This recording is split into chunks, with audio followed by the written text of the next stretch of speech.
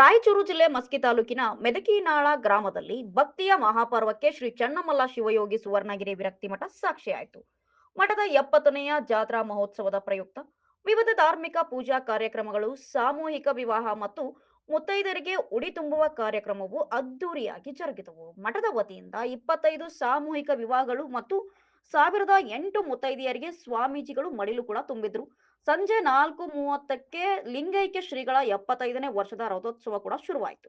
ರಥವನ್ನ ನೋಡೋಕೆ ಸಾವಿರಾರು ಭಕ್ತರು ಕೂಡ ಸೇರಿದ್ರು.